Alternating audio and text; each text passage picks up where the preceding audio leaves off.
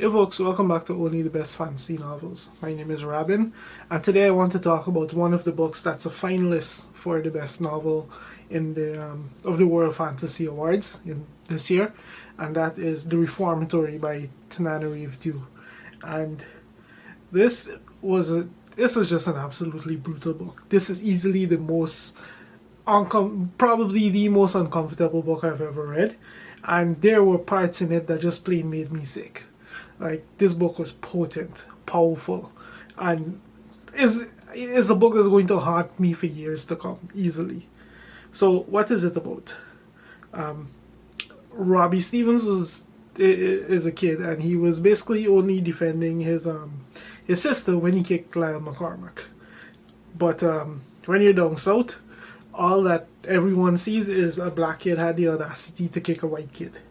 So Robbie is pretty much summarily sentenced to the Gracetown School for Boys, which is this reformatory, and it's got a horrific reputation. Like, kids go in there and do not come out alive, things like that. But anyway, when Robbie goes to reformatory, what he begins to see hates, which are like the ghosts of many of the boys who've been violently killed on the grounds.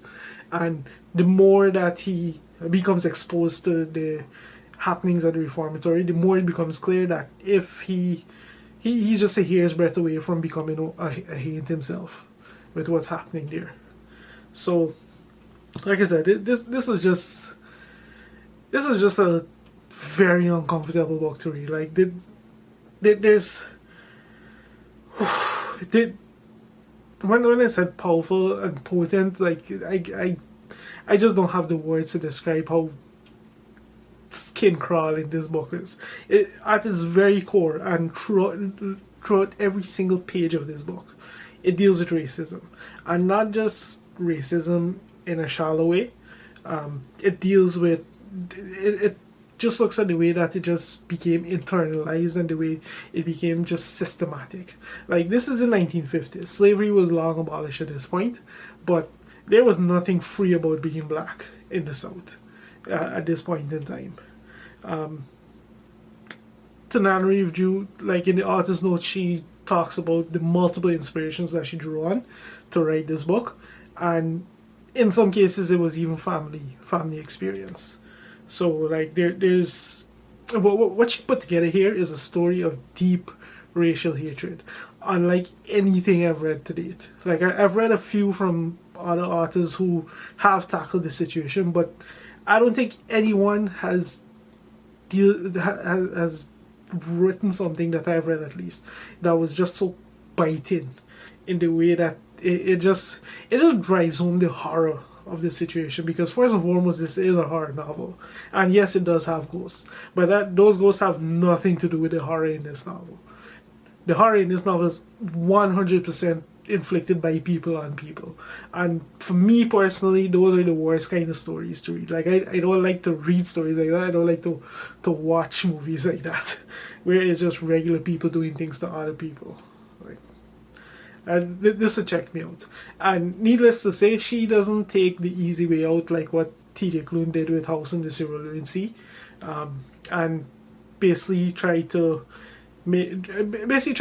put a lust on these events that just simply didn't exist. Yeah, this book was a gut punch. Like, with no exaggeration, there were multiple moments in here when things happened and I just felt sick to my stomach. Like, I had to read this book in chunks. Terrible. From it, and the entire thing is driven by this just constant fear and constant dread and tension that from the get-go, from the very first interaction in this book, this tension just never relents, because things just escalate needlessly. They just unfold. They just unfold in a rapid and dangerous fashion, and it's all driven by racism. Absolutely, there was no justification for many of the events that happen here. It was just plain racism. And the thing is, it's not it was just it was used in so many different ways. Like in some cases it was because a character was actively targeted. In other cases it was just the way that society operated in these times. It was cruel. It was just absolutely cruel. Like there was everything in here, from the systematic abuse of people in positions of power, who just felt who just they had that drive in them to just inflict, to just take what they want and do what they want, because at the end of the day they contain no empathy. They seemed incapable of recognizing other people as human beings with thoughts and feelings. So, and these are the regular people from that side of the spectrum, all the way over to the more radical, the more radical side, like the KKK, and you know, law enforcement, who are very much predatory and these kind of things. Everything is on display here, and there are some moments of bravery by some of the characters, but for the most part, it's just constant fear, constant stress, constant strain of just trying to live a regular life in this kind of environment. It's nuts. And at the end of the day, this story, it could not have been as powerful as it is, as potent as it is, if it wasn't for the characters. We have a fairly wide cast of characters in here, to varying degrees of importance, and who get varying degrees of screen time based on based on the role that they play in the story. And they, just from the little tidbits that we get enough characterization that we can understand these people and understand what they contribute to the story. And when I say contribute, I don't necessarily mean a good contribution. These are some characters who will just, at this point I think they're practically seared into my brain with some of the things that happen in here. It's on a whole other level.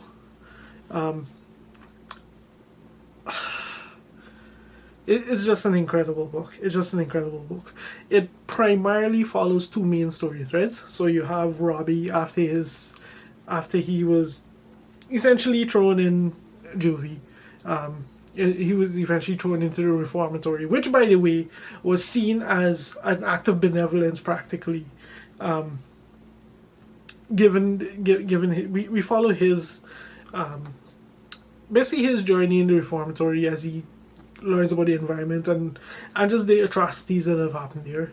And then the other major story that we follow is that of his sister Gloria, who's frantically trying to rescue him, while at the same time dealing with the things that start to happen as she becomes targeted for having the audacity to try to save Robbie from this situation. Because that's the thing. As the story progresses, for me, there were so many moments that it just reflects the way that society genuinely works, in terms of how these things are very systematic. I keep using the word because there's some moments in here that are displayed that are very potent, and that's yet another word that I keep using over and over, because this book, there are so many moments that are just gut punching. It's terrible to read. In addition to you having the white folk who are actively racist, who are actively abusing the power, you even have cases where on the black side you have people who are essentially, it's almost like they have Stockholm syndrome. They participate in the atrocity, almost as if by doing so they hope to escape it themselves. It's just sick. For a horror book, this book is easily one of the most horrific things I've ever read. Easily. It achieves that, no questions asked. Like I said, I read this mainly because I saw it. I knew it was getting a lot of hype. but I was going to pass on it because this is exactly the kind of like people doing things to other people outside, like within a very real world context, is not something like I'm very comfortable reading, and that is the point of this book. You're not meant to be comfortable reading these things. If you're comfortable reading these things, something is very wrong with you. I'm sorry. It is what it is. Like this book is meant to make your skin crawl and horrify you, and for me it absolutely achieved that.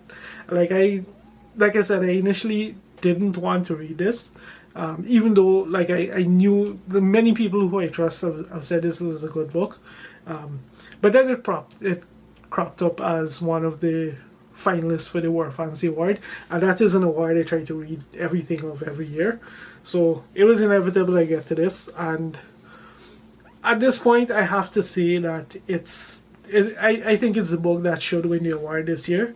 By no means is it a fun read. By no means is this a book I enjoyed reading, but it is a book that is going to haunt me for years to come. And when I think about the way that it was executed, it I've read everything else on the list at this point, and I can't. And yes, there were some good books on there, but nothing of this caliber. Easily, like I think this is a book that everyone needs to read. Just for the experience. It's incredible. Yeah, I guess that's it. I guess that's all I have to say about Reformatory by Tananarive Due. If you've made it this far into the video, thank you very much for watching, and I'll see you next time.